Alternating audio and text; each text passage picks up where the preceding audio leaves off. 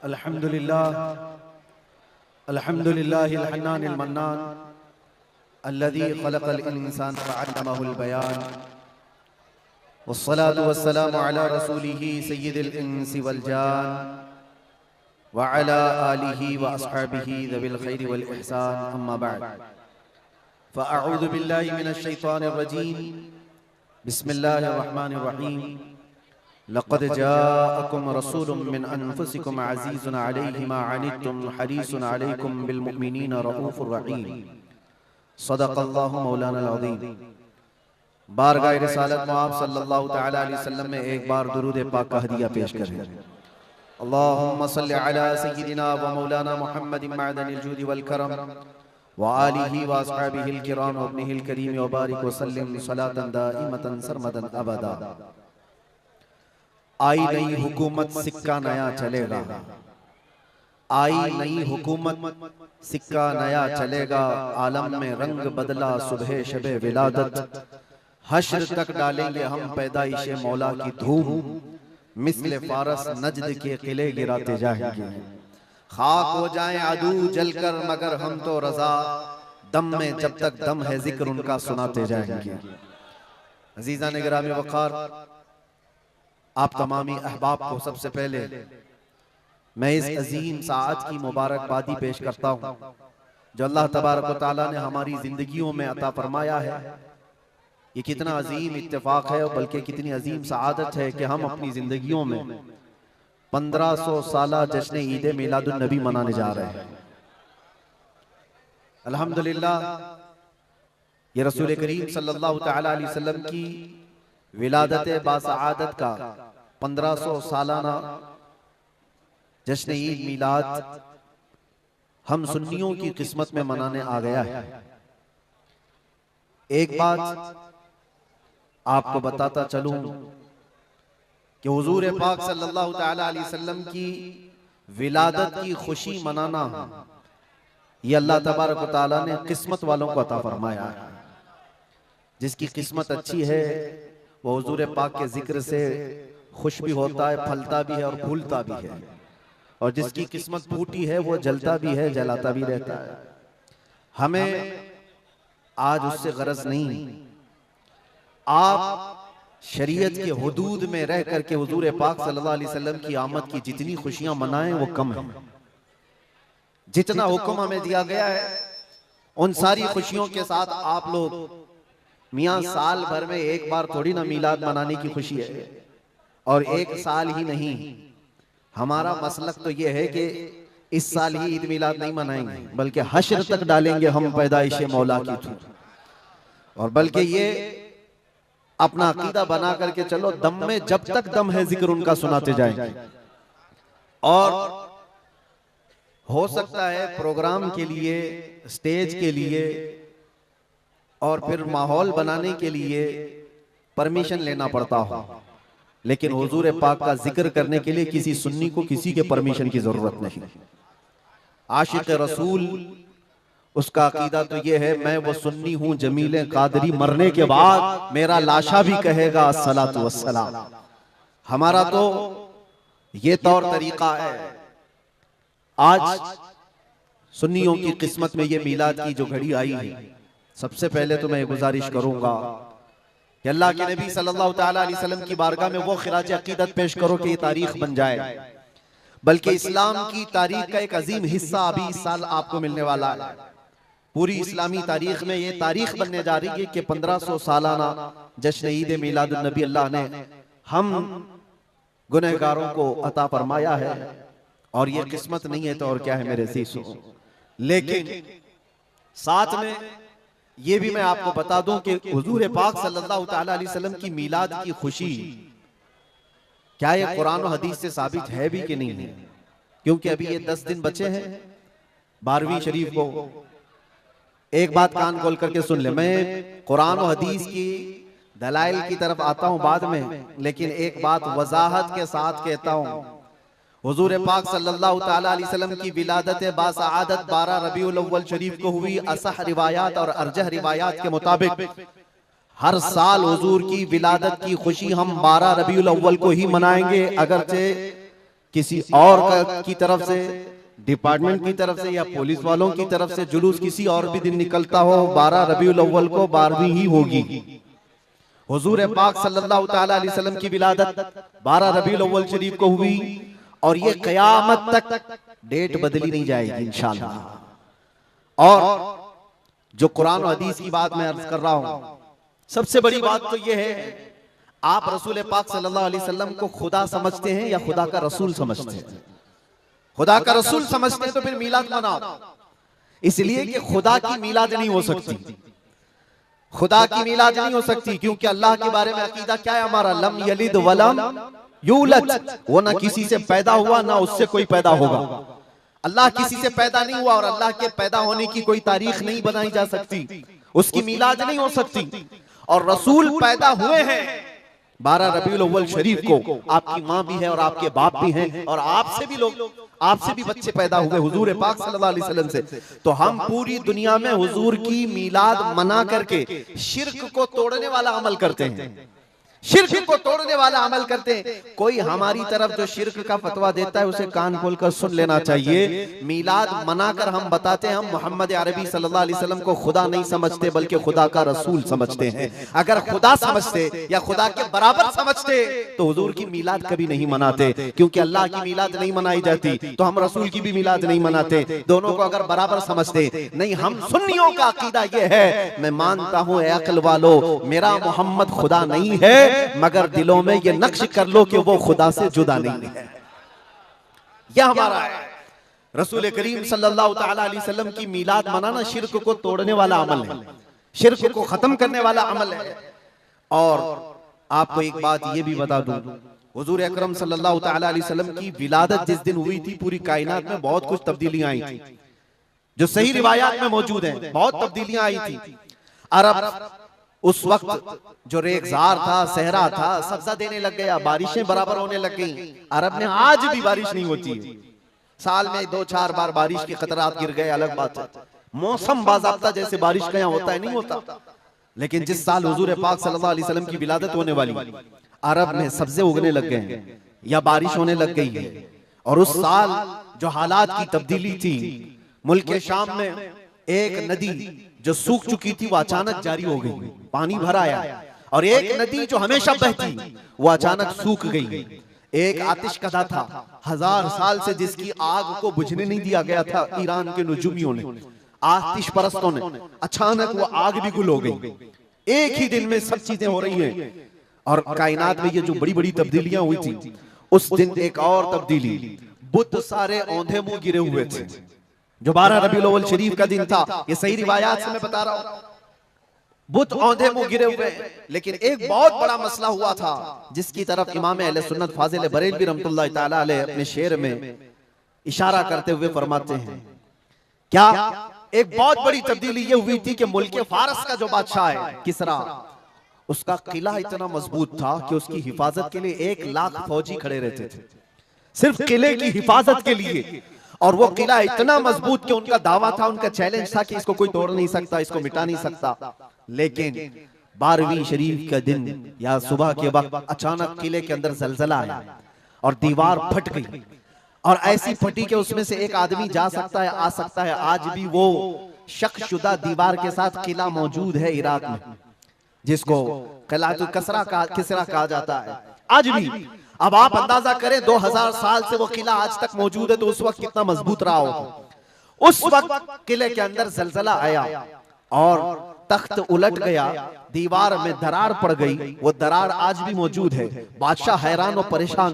दूसरे दिन सारे नजूमियों को बुलाया गया और पूछा गया कि ये क्या माजरा है कि इतना मजबूत किला कैसे ये टूट गया, या इसकी दीवार में शगाफ कैसे आ गई है। तो सारे नजूमियों ने अपने इल्म के मुताबिक जो नतीजा निकाला, बादशाह से कहा, दर हकीकत ये जलजला आम जलजला नहीं है, ये तेरी दीवार का टूट जाना ये आम सी बात नहीं है। हमारा इल्म ये बता रहा है कि इस रुए जमीन पर अल्लाह का कोई नबी पैदा हुआ है जो तेरी सल्तनत को खत्म करने वाला है। एक बच्चा अरब में ऐसा आया है, आई नई हुकूमत, सिक्का नया चलेगा, आलम में रंग बदला, सुबह शबे विलादत। उस दिन जो हुआ था उसको इमाम अहले सुन्नत क्यों फरमाते हैं, वो एक दिन की बात है ना, हुजूर की विलादत हुई, फारस के किले में क्या हुआ, जलजला आया। हुजूर की विलादत इधर मक्का में हुई और मुल्क फारस में जलजला आया और किले के अंदर दरार आई। अब सुनो, आला हजरत कहते हैं हश्र तक डालेंगे हम पैदाइश मौला की धूम, यानी कयामत तक हम रसूलुल्लाह की मिलाद का जिक्र धूमधाम से मनाएंगे। इसका असर क्या होगा, फारस में तो देखा था किले में जलजला आ गया था, हुजूर के पैदाइश के जिक्र से ही किला हिल गया था। अब हम जब जब जिक्र करेंगे मिसले फारस नजद के किले गिराते जाएंगे, मिसले फारस नजद के किले गिराते जाएंगे। आज जिन लोगों के किले गिरते हैं या हिलते हैं वो जिक्र मुस्तफा से ही गिरते हैं, लेकिन उसका हमें कुछ असर नहीं होना चाहिए। खाक हो जाएं अदू जलकर मगर हम तो रजा, दम में जब तक दम है जिक्र उनका सुनाते जाएंगे। अजीजा ने गिराम वक़ार, मैं बहुत छोटे से वक्त के लिए आपके पास आया हूं, लेकिन एक अजीम मैसेज देकर के कि मिलाद मुस्तफा सल्लल्लाहु अलैहि वसल्लम के मौके पर सारे सुन्नियों को यह चाहिए कि सिर्फ झंडे लगाने और कुमकुमे लगाने और बड़े बड़े नारे लगाने से ही ईद मिलादुन नबी का आप एहतमाम नहीं कर रहे हो, बल्कि हर सुन्नी आशिक रसूल को चाहिए कि वो इस मौसम में नहीं बल्कि पूरी जिंदगी उसकी है, लेकिन इस मौसम में खास तौर पर अपने नबी पाक सल्लल्लाहु अलैहि वसल्लम की सीरत तो पढ़ ले, मेरे आका सल्लल्लाहु अलैहि वसल्लम की बायोग्राफी मालूम हो जाए, हुजूर पाक की जिंदगी को समझ जाएगा। तो मेरे अजीजों, ये हवाओं के झोंकों से उसका कभी कुछ बाल बेका नहीं हो सकता। जो नबी पाक सल्लल्लाहु अलैहि वसल्लम को पढ़ा हुआ है वो तूफानों और आंधियों में अपना मजहब नहीं बदल सकता, वो लोगों की लालच पर अपना दीन का सौदा नहीं कर सकता। ये वही लोग हैं जो दीन के सौदा करते हैं जिन्होंने अपने नबी को नहीं पढ़ा। हुजूर पाक सल्लल्लाहु अलैहि वसल्लम को जिन आंखों ने एक बार देखा है वो सहाबा की जिंदगी तो देख लें, उनको खोलते हुए तेल में भी डाल दिया गया, मगर दामन मुस्तफा से हाथ हटाना तो दूर की बात है, जुबान पर लफ्ज लाना भी उन्होंने कभी गवारा नहीं किया। जानते हो, 3 भाई थे, ये कलयुगी में एक हिकायत लिखी हुई है, 3 सगे भाई थे, एक ईसाई बादशाह ने गिरफ्तार कर लिया, तीनों जवान थे, 20 से 30 साल के बीच में, और बादशाह ने कैद करके उनको सबसे पहले क्या कहा, तुम अपना दीन बदल लो, धर्म परिवर्तन कर लो, मोहम्मद अरबी सल्लल्लाहु अलैहि वसल्लम के जो कसीदे गाते हो छोड़ दो।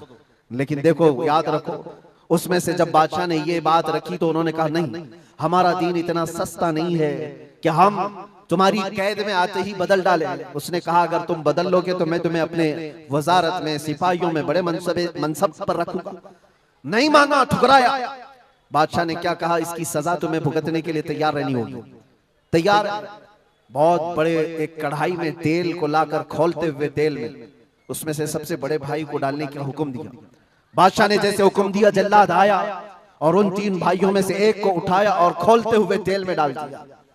अंदाजा करो, मोमबत्ती पर अगर तुम्हारी उंगली भी लग जाए ना तो चमड़ी जल करके निकल आएगा, और पता नहीं कितने दिन तक इसकी जलन आपको होती रहे। लेकिन एक पकते हुए तेल में डाला जा रहा है, डाल दिया, जिस्म पूरा चरमरा गया। थोड़ी देर गुजरी, 2 भाई और मौजूद, दूसरे को बुलाया गया, देखा तुम्हारे भाई का हश्र क्या हुआ है, तुम अगर बादशाह की पेशकश को कबूल कर लो तो शायद तुम्हारी जान बच सकती है। दूसरे ने मुस्कुराया और कहा, वही शायद उनकी ही जुबान थी जो बरेली से यूं आती है, जिंदगी ये नहीं किसी की किसी के लिए, जिंदगी है नबी की नबी के लिए। मेरे बड़े भाई को जलाने के बाद अब तो तुमने और भी मुश्किल कर दिया है फैसला। मैं इस बात के लिए तैयार हूं कि इससे बड़े तेल में भी मुझे डाला जाए, लेकिन जुबान पर मेरे मुस्तफा के दामन को छोड़ने वाली बात कभी नहीं ला सकता। दूसरे भाई को भी उठाया गया और खोलते हुए तेल में डाल दिया। 2 भाइयों की शहादत हो गई जगह पर ही। वो तेल में डालना, जुबान पे अल्फाज हो सकता है, आसानी से हम बोल रहे हैं और आप आसानी से सुन रहे हैं, प्रैक्टिकल जिसके साथ होगा वो अंदाजा कर सकता है दर्द और कर्ब किसको कहते हैं, शिद्दत की तकालीफ किसको कहते हैं। मेरे अजीजों, तीसरा जो नौजवान था वो बहुत ही कम उम्र का था, 22 से 23 साल का होगा। बादशाह का जो वजीर वहां पर था उसने देख करके बादशाह से कहा, इस लड़के को मेरे हवाले कर दीजिए, मैं इसको बदल करके लाऊंगा, मेरा चैलेंज है। क्यों, जान इसकी भी ले लेंगे, मैं इसको बदल करके लाऊंगा। इतने मजबूत लोग कैसे हो सकते हैं अरब के कि खोलते हुए तेल में इनके भाइयों को डाला गया तब भी ये बदल नहीं रहे। 2 को मरते हुए, अरे यहाँ 1 को डंडा पड़ते हुए देखकर सारे भाग जाएं, और ये 2 को जलते हुए देख करके भी टस से मस नहीं होते। कैसा अकीदा है, कैसा तसल्लुब है इनका। बादशाह ने कहा, किस बात पर तुम्हें यकीन है कि इसको तुम बदल लाओगे। उसने कहा, मुझे भरोसा है, आप मुझे दीजिए 1 महीने का टाइम, इसको बदल कर न लाओ तो फिर मुझे आप जो सजा दे बादशाह ने कहा ठीक है ले जाओ। तीसरे को खोलते हुए तेल में डालने की बजाय बादशाह ने अपने वजीर के हवाले कर दिया। और दुनिया देखो वो मेरे अजीजों, याद रखो आशिकाने मुस्तफा से दो इम्तिहान हर जमाने में होते रहेंगे, आज भी हो रहे हैं और होते रहेंगे। पहला इम्तिहान मौत से डरा करके तुम्हारा दीन छीन लिया जाएगा, मौत से डरा करके ये हो जाएगा वो हो जाएगा, तुम्हें ये कर दिया जाएगा वो कर दिया जाएगा। मौत का डर, खौफ तुम्हारे कदमों में डगमगाहट लाने के लिए लाया जाता है। अगर मौत से नहीं डरता कोई आदमी तो उसके साथ दूसरा पैंतरा क्या खेला जाता है। ये दुनिया का दस्तूर है हमेशा से। जब देखती है दुनिया के ये मौत से डरता नहीं है तो फिर इसको औरत और दौलत की लालच से खरीदने की कोशिश की जाती है। ये दो चीजें ऐसी हैं जो अच्छे अच्छों का सौदा कर जाती हैं। बहुतों ने अपना ईमान सिर्फ शबाब पर बेच दिया है, हुस्न शबाब को देख करके। औरतों के दिल दादा हुए या दौलत के दिल फरेब हो गए और उन्होंने अपना दीन का सौदा कर लिया है। नौजवानों याद रखो तुम्हारी जिंदगी में अगर ये दो इम्तिहानों में से कोई इम्तिहान आए तो अपने नबी पाक को याद कर लेना, हुजूर को याद कर लेना और अल्लाह के नबी सल्लल्लाहु अलैहि वसल्लम की बारगाह में ये इस्तिगासा कर लेना कि मेरे आका बड़ा सख्त और कठिन वक्त आया है।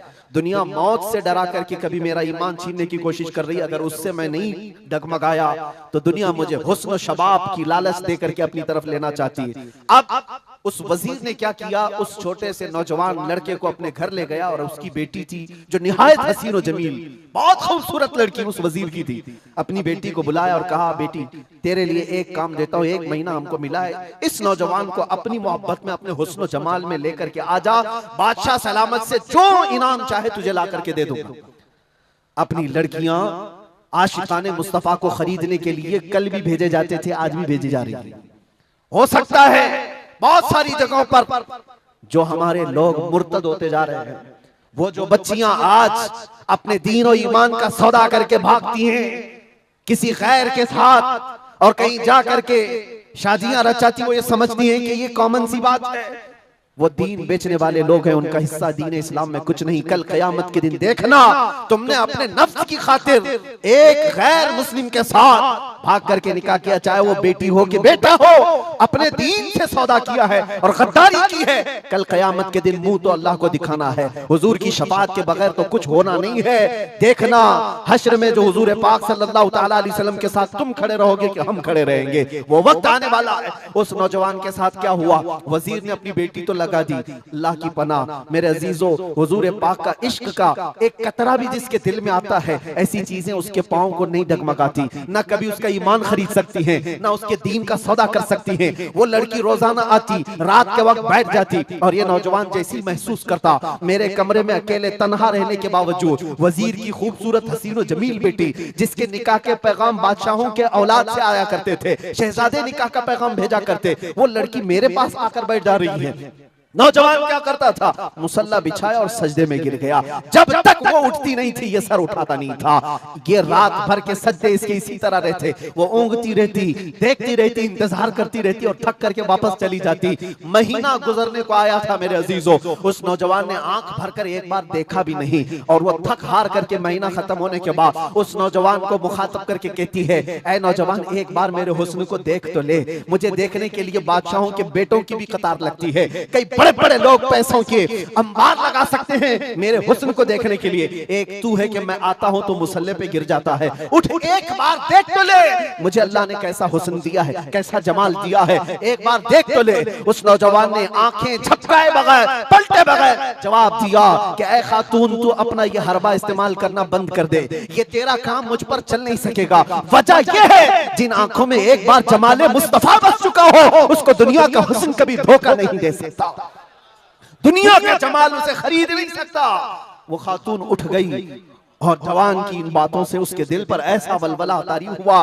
वो खातून कहती है, ऐ नौजवान खड़ा हो जा, मैं तुझे खरीदने नहीं आई, मैं तुझे अपनी दामे फरेब में फंसाने नहीं आई, उठ जा, अब मेरी एक अर्जी सुन ले। नौजवान उठा और पूछा क्या अर्जी है। कहती है कि मैं अब तेरी मोहब्बत में गिरफ्तार हूँ, मैं चाहती हूँ कि तू मेरे दीन में ना आ बल्कि तू अपने दीन में मुझे दाखिल कर ले, जिसके हुस्न ने तेरी आंखों को ऐसा बाकमाल बनाया है कि तन्हा होते हुए भी कभी तूने मेरे हुस्न को नहीं देखा। मैं चाहती हूँ कि उस हुस्न के पैकर जमाले मुस्तफा की मैं भी दिलदादा हो जाऊं। उस नौजवान को उठाया और कहा, मुझे पढ़ा दे ला इलाहा इल्लल्लाह मुहम्मदुर रसूलुल्लाह। हर जमाने में आशिकाने मुस्तफा जो होते हैं, हर जमाने में जो आशिकाने मुस्तफा होते हैं, वो दूसरों की छाप अपने ऊपर लेते नहीं हैं, बल्कि जहां जाते हैं अपनी छाप दूसरों पर छोड़ करके आते हैं। यही होती है जिंदगी आशिकाने मुस्तफा की। उस नौजवान ने उसे कलमा तैयबा पढ़ाया और उस खातून ने कहा, चलो यहां से निकलो, कुफरिस्तान से निकल करके हम निकाह करते हैं और साथ जिंदगी गुजारेंगे।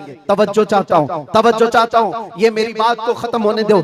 ऐ नौजवानों, आज तुम्हें कोई बहकाने वाला, खोलते हुए तेल में डालने वाला नहीं है, उसके बावजूद तुमने पता नहीं अपने कितने घंटे ये सारे सोशल मीडिया पर आई हुई ऐसी हसीना और जमीलाओं के पीछे अपनी रातें बर्बाद कर डाली। तुम्हें पता नहीं ये आंखें अल्लाह ताला ने तुम्हें किस लिए दिए हैं। दुआ ये करो, कुछ ऐसा कर दे मेरे किरदिगार आंखों में, हमेशा नक्श रहे रूए यार आंखों में। उन्हें न देखा तो किस काम की है ये आंखें, कि देखने की है सारी बहार आंखों में। अजीजान गिरामी, उस नौजवान ने उस खातून की बात सुन ली और कहा, चलो मुझे इस जगह से, इस कैद से निकालो, हम ये शहर छोड़ देते हैं, ये मुल्क छोड़ देते हैं। उस खातून ने उस नौजवान को आजाद किया और साथ लेकर चल पड़ी। शहर भी छोड़ दिया, बाहर निकल पड़े। रात का वक्त है, अचानक वो आधा रास्ता तय किए कि पीछे से घोड़ों के दौड़ने की आवाज आई। तवज्जो चाहता हूं, एक फौज आ रही है और हिनहिनाने वाले घोड़ों की आवाजें आने लगी। दोनों डर गए। नए लोग हैं, नौजवान लड़का है, नौजवान लड़की है और शहर से भागे हुए हैं, दीन इस्लाम कबूल करके निकले हुए हैं। बादशाह को हो सकता है खबर हो गई होगी, वजीर को पता चल गया होगा कि कैद से निकला हुआ ये फरार मुजरिम हमारा शहर छोड़कर जा रहा है। पूरी फौज आती हुई नजर आ रही थी। ये दोनों एक दरख्त के पीछे ओट पर छुप कर खड़े हो गए। पता नहीं अब इसके आगे क्या होने वाला है, हमें गिरफ्तार कर लिया जाएगा, हो सकता है हमारा भी अंजाम वही होगा जो हमारे दो भाइयों के साथ हुआ। लेकिन इत्तेफाक की बात है, वो घोड़े करीब से करीब आते गए, वो फौज करीब आ गई और जब आ गई तो करीब आकर वो फौज रुक गई। इन्होंने देखा नहीं ये फौज कौन थी, ये लोग कौन थे। दरख्त के पीछे छुपे हुए हैं नौजवान और वो दुशीजा।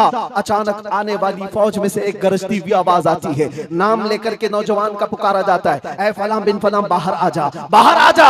बाहर ये नौजवान आता है तो देखता है बादशाह की फौज नहीं है, वजीर की फौज नहीं है, बल्कि वो दोनों शहीद भाई घोड़े पर सवार है और सारी फौज में रसूलुल्लाह के वो शहीद सहाबा तशरीफ लाए हुए हैं। नारे तकबीर, नारे रिसालत, नारे रिसालत।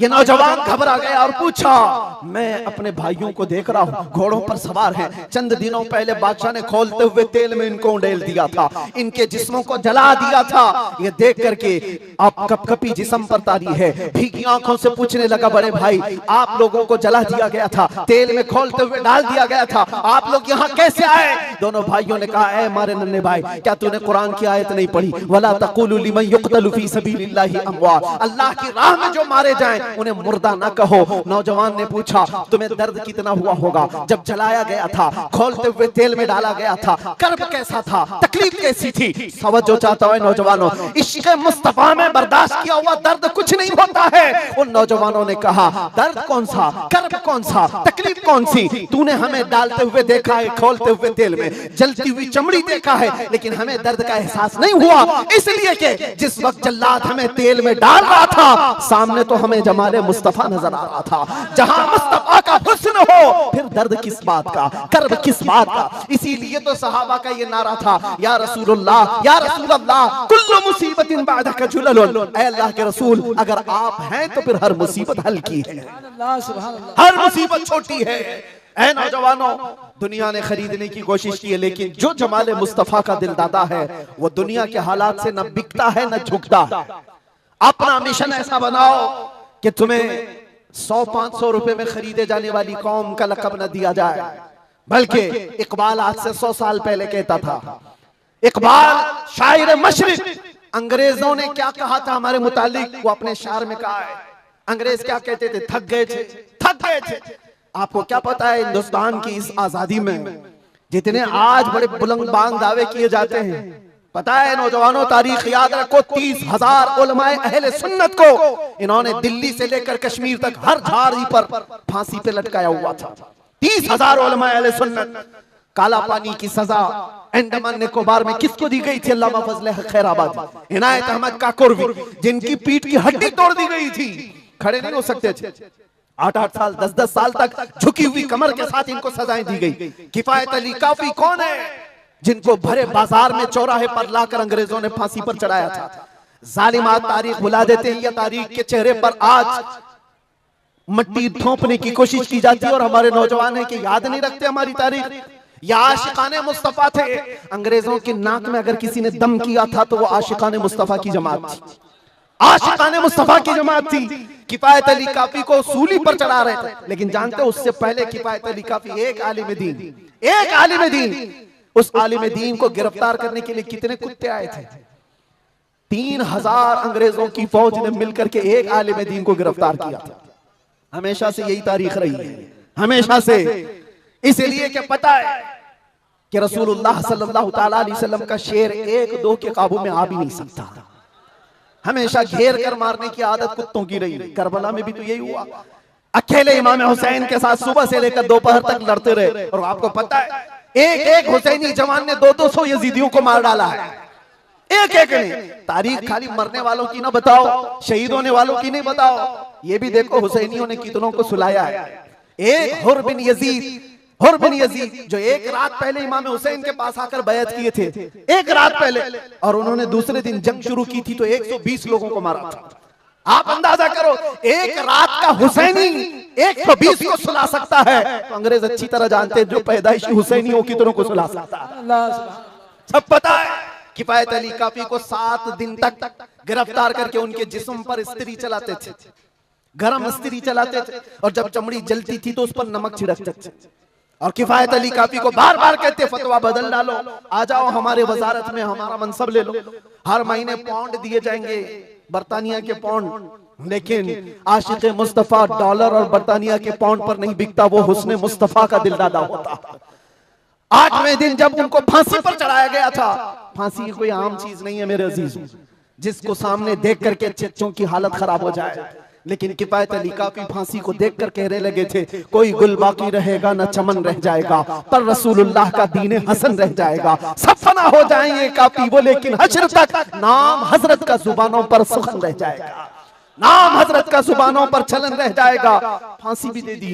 ये सारे जो मामलात हुए आशिकाने मुस्तफा सल्लल्लाहु अलैहि वसल्लम हर जमाने में आजमाए गए। और मैं कह रहा था, क्या बात इधर उधर न जाए बात, अंग्रेज मजबूर होकर ये कहने पर आ गए थे, ये फाकाकश मौत से डरता नहीं जरा, ये फाकाकश मौत से डरता नहीं जरा। आशिकाने मुस्तफा ने हर जमाने में लोगों की नाक में दम कर रखा है, तादाद में थोड़ी ही क्यों ना हो, तादाद में थोड़ी क्यों ना हो, लेकिन डर इनको सबसे लगता है। क्या आपने तारीख नहीं देखी? एक बात मैं बताऊं, बॉडी बनाने वाले, मुक्के आजमाई करने वाले, चाहे तुम्हारे पास जितनी भी ताकत हो, ये जिस्मानी ताकत अपनी जगह पर, हमने देखा है व्हील चेयर पर बैठ करके एक खादिम हुसैन लब्बैक या रसूल अल्लाह कहता था, यूरोप की धरती भी हिलने लगती थी। पता ही चलता है जिस्मानी ताकत का कोई असर नहीं होता, इश्क़ मुस्तफा जहां होता है वो असली ताकत कहलाई जाती है। नारे तकबीर, नारे रिसालत, आशिकाने मुस्तफा, सुभान अल्लाह, सुभान अल्लाह। जिंदाबाद, अल्लाह अकबर, आला हजरत, आला हजरत, आला हजरत, आला हजरत, अल्लाह अकबर, या रसूल अल्लाह, जिंदाबाद, जिंदाबाद। मेरे अजीजों, बात सिर्फ इतनी है, यही मैंने एक साहब से पूछा था कि मियां तकरीरें बहुत होती हैं, भाषण भी बहुत होते हैं, क्या क्या नहीं कहा जाता। हमने खाली कुछ देर की खामोशी ही तो कहा था। खामोशी कहना क्या इतना बड़ा जुर्म बन गया? वो तो आप सबको भी पता है, कहां कहां से हमारे जुलूस निकाले गए, कहां कहां का क्या क्या देखा। बहरहाल मैं वो दास्तानें बताने नहीं आया हूं, लेकिन इतनी बात मुझे आज भी एहसास दिलाती है, ये अल्लाह का करोड़ एहसान है तुमने मुझे हथकड़ियां पहनाई है, घुमाया, जहां भी रखा, जिस तरह भी रखा, 8 महीने क्या 8 साल रखते या 80 साल अगर उम्र होती तो रखते, इससे फर्क नहीं पड़ता। डर तो ये था कि चोरी में नहीं ले गया, डकैती में नहीं ले गया, रेप में नहीं ले गया, मर्डर में नहीं ले गया। दुनिया को तुम्हें बताना पड़ेगा इस आलिम को क्यों ले गया, तो तुम पुकार करके यही कहोगे इश्क़ मुस्तफा की बात करता था इसलिए ले गया। सुभान अल्लाह। लब्बैक लब्बैक लब्बैक या रसूल अल्लाह, लब्बैक लब्बैक लब्बैक या रसूल अल्लाह, लब्बैक लब्बैक लब्बैक। हमारा जुर्म यही तो है, दुनिया को तुम्हें बताना होगा क्या जुर्म किया था, अपनों को भी बताओ और दूसरों को भी बताओ। इसलिए मेरे अजीजों, कई मर्तबा ऐसा हुआ कि हमने अपने साहबों से पूछा भी था कि बात क्या है, छोटी सी बात को इतना ज्यादा क्यों बनाया गया। उन्होंने कहा बात छोटी है, लेकिन हमको ऐसा लग रहा है कि कई सालों से जो मरे हुए वो भी खड़े होने लग रहे हैं, कई सालों से जो सोए हुए हैं वो भी उठने लग रहे हैं। हम नहीं चाहते कि इस तरह का माहौल बन जाए, लेकिन याद रखना मेरे अजीजों, इश्क़ मुस्तफा पर बात करना, इज्जत मुस्तफा का चर्चा करना, अगर ये जुर्म है तो ये जुर्म मौत तक 1000 बार हम करते रहेंगे, 1000 बार करते रहेंगे। इसलिए कि इससे कोई समझौता नहीं। हाँ, हम कानून के खिलाफ कोई बात नहीं करते। अगर अपने नबी पाक की इज्जत की बात करना जुर्म है तो ये जुर्म तो हम करते ही रहेंगे, ये करता रहे, हर नौजवान भी करेगा। नामे मुस्तफा लेना कोई जुर्म नहीं है, हुजूर की इज्जत की बात करना कोई जुर्म नहीं है। लेकिन एक साहब ने कहा, मुझसे कहा कि मुफ्ती साहब आप बयान करो, जितना करना है अपने नबी की तारीफ करो, जो करना है करो, लेकिन आप ये दूसरों को कुत्ता क्यों बोलते हो, ये सारी चीजें क्यों कहते हो। मैंने कहा अगर आपकी माँ को कोई बदकार कह दे, आपकी माँ को कहे कि बदकार है, तो आपको कैसा लगे। तो खड़े हो गए, कहा मेरी माँ को क्यों मिसाल में ला रहे हो, आप मेरी माँ के बारे में मिसाल क्यों दे रहे हो। मैंने कहा अभी तो मिसाल ही दिया, गाली नहीं दिया, खाली मिसाल, सपोज, एग्जाम्पल, इस पर आप इतना भड़क गए। याद रखो मेरे अजीजों, आप अपनी माँ से जितना मोहब्बत करते हैं, करोड़ों माँ से ज्यादा एक सुन्नी आशिक रसूल अपने नबी से मोहब्बत करता।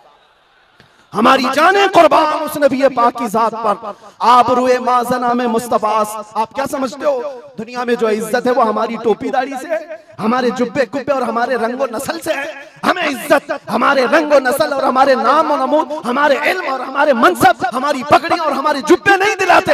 हमें जो इज्जत मिलती है वो किस बात पर, जब तक बिके न थे तो कोई पूछता न था, या रसूल अल्लाह तुमने खरीद कर हमें अनमोल कर दिया। ये नाज ये अंदाज हमारे नहीं होते, झोली में अगर टुकड़े तुम्हारे नहीं होते, जब तक के मदीने से इशारे नहीं होते, रोशन मेरी किस्मत के सितारे नहीं होते। बेदाम ही बिक जाए ये बाजार नबी में, इस शान के सौदे में खसारे नहीं होते।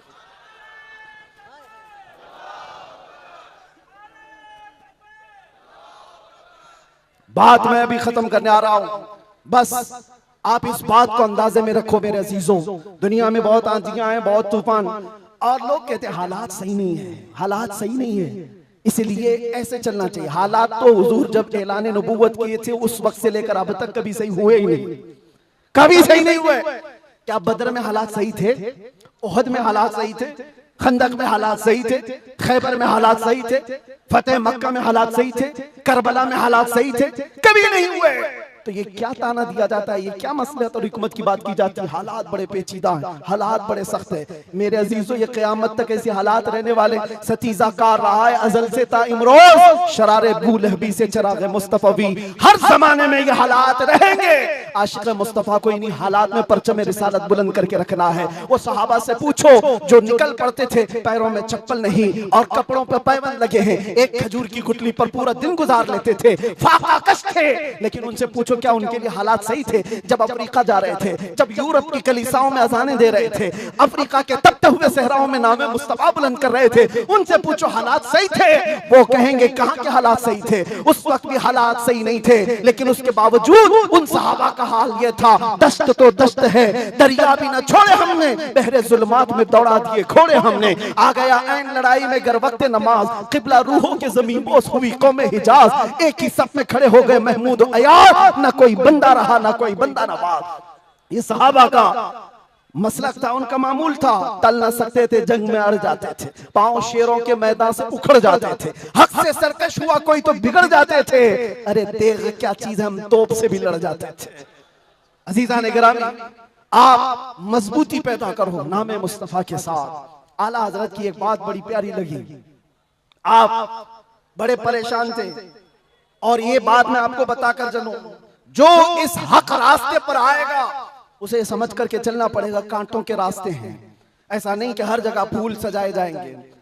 लोग ये समझते हैं नामों से रिसालत की बात करें और फिर हलवे पराठे खाते रहे और हम नजराने लेते रहे लोगों के यहाँ जाकर के। लोगों को ऐसा लगता है, आज मैं इस बात की वजाहत करता हूं, वल्लाह बिल्लाह तल्लाह, कभी मुझे फकीर की कभी ये ख्वाहिश नहीं होती कि लोग मेरे नाम का नारा लगाएं, कभी नहीं। जो नारा लगे वो मेरे मुस्तफा के नाम का हो। हमारी अपनी कोई इज्जत नहीं है, हमारा इस्तेकबाल करना कहीं पर किसी के लिए वाजिब नहीं। आपकी मोहब्बत सर आंखों पर, लेकिन मैं इसका आशिक नहीं और ना ही इसका ख्वाहिशमंद, ना ही बुलंदो बाला इस्तेकबाल के साथ बड़ी गाड़ियों में आना, ये ताम झाम, कभी मुझे इस चीज की ख्वाहिश नहीं रही। और अगर ऐसी ख्वाहिश होती तो इस गली में आकर के आपसे बयान नहीं कर रहा होता।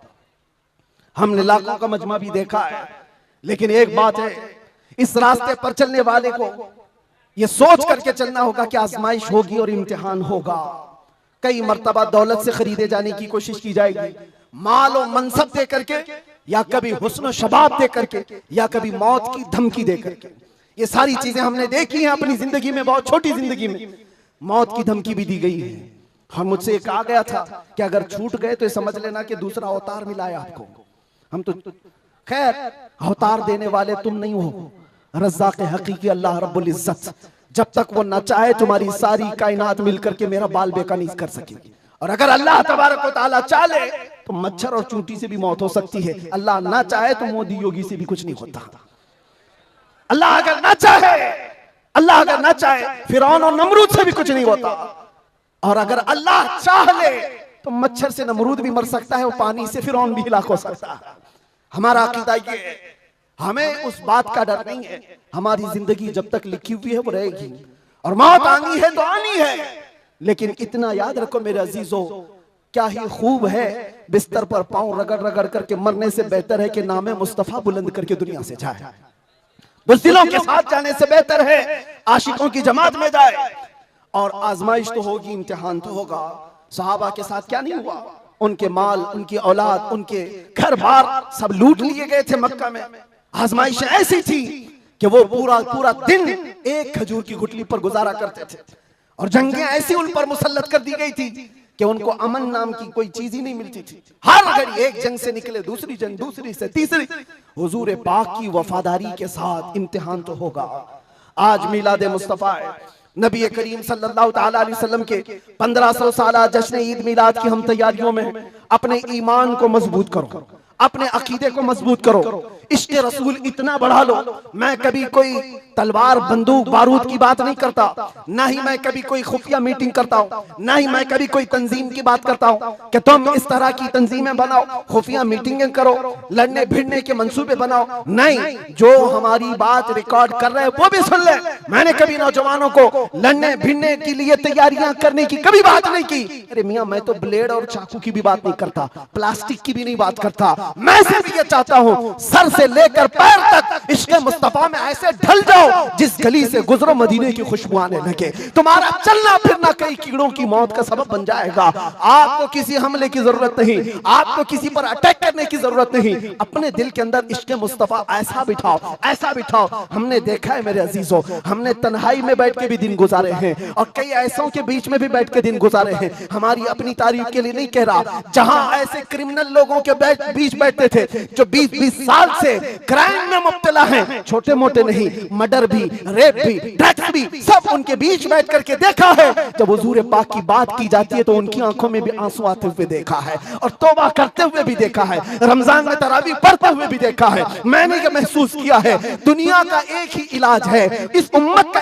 एक ही इलाज है, वो मेरी बात का आखिरी हिस्सा है। इस दुनिया का एक ही इलाज है कि मोहम्मद से वफा तूने तो हम तेरे हैं, ये जहां चीज है क्या, लौह कलम तेरे हैं, लब्बैक या रसूल अल्लाह। या अल्लाह या रहमान या रहीम दिल माराकुल मुस्तकीम बिहक़्क़ि इय्याका नअबुदु व इय्याका नस्तईन। मालिक व मौला परवरदिगारा करीमा कारसाज़ा, तेरी दी हुई तौफीक से हमने जो कुछ भी पढ़ा और जो कुछ भी बयान किया और सुना, सब पर हमें अमल की तौफीक अता फरमा। हमारे इस जलसे पाक को अपनी बारगाह में शरफ़ कबूलियत अता फरमा। ए रब्बे करीम, इस जलसे ईद मिलादुन नबी को हमारी नजात का जरिया बना दे, हमारी बख्शिश का सामान बना दे। ए अल्लाह, हम सब के गुनाहों का कफ़ारा बना दे। जितने बच्चे, बूढ़े, जवान, मर्द, ख़वातीन इस जलसे पाक में हाजिर है मौला, इस जलसे से निकलने से पहले सबकी बख्शिश का ऐलान फरमा दे। अल्लाह, नाम मुस्तफ़ा के लिए हाजिर आए हुए ही चेहरे हैं, इश्क़ मुस्तफ़ा की भीख मांगते मौला, हमारे दिलों से हुब्बे दुनिया को ख़त्म फरमा दे, हमारे दिलों पर दूसरों का रौब और खौफ ख़त्म फरमा दे। अल्लाह करीम, इस दिल को तेरे दरबार में पेश करते हैं, इसमें इश्क़ मुस्तफ़ा अता फरमा दे। अल्लाह, हमारा दिल धड़कता रहे तो तेरे नबी पाक के नाम से धड़कता रहे, हम सबको नामों से मुस्तफ़ा के सिपाहियों में शुमार फरमा। अल्लाह, इस पूरे इलाके को मरकज़ इश्क़ रसूल बना दे। अल्लाह, हमारी नस्लों में क़यामत तक आशिकाने मुस्तफ़ा पैदा फरमा, हमारी औलाद को, हमारी नस्लों को, हमारे ख़ानदान को बदअक़ीदा और गुमराह होने से महफूज फरमा। या रब्बल आलमीन, या अकरमल अकरमीन, जिस तरह इन्होंने इस जलसे को सजाया है, इनको और हम सबको हमारी कब्रों को सजाने की तौफ़ीक़ अता फरमा। अल्लाह, हम सब की कब्रों को रोशन फरमा दे। या रब्बल आलमीन, या अकरमल अकरमीन, हमारी माओं, बहनों, बच्चियों, बेटियों, बहुओं, बीवियों, सबको हमने तेरे हवाले कर दिया, उनकी इज्जतों की हिफाजत फरमा। अल्लाह करीम खुदा, हम सब में जो बीमार हैं उन्हें शिफा अता कर दे, जो भी औलाद है उन्हें साहब औलाद बना दे, और जो कर्ज में डूबे हुए उनके कर्जों में आसानियां अता कर दे। अल्लाह, जो बेरोजगार है उन्हें हलाल रोजियां अता फरमा, जो नाहक मुकद्दमे और जेलों में हो उनको आज़ाद फरमा दे। ए करीम खुदा रहमर राहिमीन, मौला तेरे दरबार में आखिर में ये इल्तिजा है, न जाने ये आंखें कब हमेशा के लिए बंद हो जाए, इन आंखों के बंद होने से पहले एक बार तेरे हबीब पाक के चेहरे की जियारत नसीब फरमा। ऐ अल्लाह, दुनिया में हर आफत से बचाना मौला, उक़बा में न कुछ रंज दिखाना मौला, बैठे जो दरे पाक के पैगंबर के हुजूर, ईमान पे उस वक्त उठाना मौला। कुछ ऐसा कर दे मेरे किरदगार, आंखों में हमेशा नक्श रहे रूए यार आंखों में, उन्हें न देखा तो किस काम की हैं ये आंखें, कि देखने की है सारी बहार आंखों में। ऐ अल्लाह, हमारी दुआओं को तेरे हबीब पाक के नालैन के सदक़े कबूल व मकबूल फरमा। इन्नल्लाह व मलाइकतहु युसल्लूना अलन नबी या अय्युहल्लज़ीना आमनू सल्लू अलैहि व सल्लिमू तस्लीमा। अल्लाहुम्मा सल्लि अला सय्यिदिना मुहम्मदिन मअदनिल जुदी वल करम व आलिहि व अस्हाबिहिल किराम व इब्निहिल करीम व बारिक व सल्लिम। दअवाहुम फीहा सुब्हानकल्लाहुम्मा व तहिय्यतुहुम फीहा सलाम व आखिरु दअवाहुम अनिल हम्दुलिल्लाहि रब्बिल आलमीन। जब दमे वापसी हो या अल्लाह, जब दमे वापसी हो या अल्लाह, लब पे जारी हो बस ला इलाहा इल्लल्लाहु मुहम्मदुर रसूलुल्लाह। एक ऐलान मेरी तरफ से, जुलूस ईद मिलादुन नबी सल्लल्लाहु अलैहि वसल्लम आएगा तो है नौजवानों, पूरी दुनिया आपको देख रही होगी। मेरा ये बयान हर आशिक रसूल तक पहुंचे, पूरी दुनिया उस वक्त आपके चलने फिरने के अंदाज को देख रही होगी। बड़े बड़े डीजे लाना और उस पे गानों की धुन की तरह थिरकना इस्लाम में हराम है, हराम है, हराम है। और एक हराम काम से अपने नबी पाक की मिलाद नहीं मनाई जा सकती। याद रखो, तुम अगर अपना एंटरटेनमेंट करना चाहते हो तो किसी और जगह जाकर करो, मिलाद मुस्तफ़ा को बर्बाद ना करो। मेरी ये गुजारिश है हर नौजवान को, आप सुन्नत मुस्तफ़ा सल्लल्लाहु अलैहि वसल्लम में मलबूस हो जाए और खूब खुशबू लगाए, खूब खैरात करे, और नारे भी हो, हुजूर की नातें भी हो सब जगह, लेकिन डीजे के जरिए से या उस दिन नशा करके दूसरों को तकलीफ पहुंचाना और अपने जिस्म को तकलीफ पहुंचाना अल्लाह के नबी सल्लल्लाहु अलैहि वसल्लम को ईजा देने के बराबर है। हुजूर तो ये फरमाते हैं, तुम्हारे तलवों में कांटा भी चुभे तो उसका दर्द मुझे होता है। आप अंदाजा करो, उम्मत मुस्तफ़ा हो और हुजूर पाक को ईजा देना और दर्द देना आपका मजहब नहीं हो सकता। उस दिन रोजा भी रख सकते हैं, खैरात भी कर सकते हैं, इश्क़ मुस्तफ़ा के नगमे भी सुना सकते हैं, और जो गरीब हो, कमजोर हो, उनको उठा भी सकते हैं, और बूढ़ों का बोझ भी उठा सकते हैं। मिलाद मनाने के बहुत तरीके हैं, जरूरी नहीं कि डीजे पर नाचना ही और जुलूस में निकल करके थिरकना ही और झंडे फहरा करके लोगों को तकलीफ देना, आग उछालना, ये सब गैरों की तरफ से आए हुए रस्म रिवाज है। मैं गुजारिश करता हूं कि ऐसी किसी भी रस्म रिवाज से मिलाद मुस्तफ़ा के जुलूस को नापाक न करो, और अगर कोई करता है तो उसे रोकने की कोशिश करो। तुम अपने बाप का इस तरह मना लेना या तुम्हारे बेटे का कर लेना, मगर मुस्तफ़ा करीम के मिलाद को नापाक होने नहीं देना। इंशाअल्लाह जुलूस ईद मिलाद 1500 साल जो आ रहा है उसको इस तरह से मनाएंगे कि इश्क़ मुस्तफ़ा की खुशबू हर गली कूचे में हम पहुंचाएंगे इंशाअल्लाह। लब्बैक या रसूल अल्लाह, लब्बैक या रसूल अल्लाह, लब्बैक या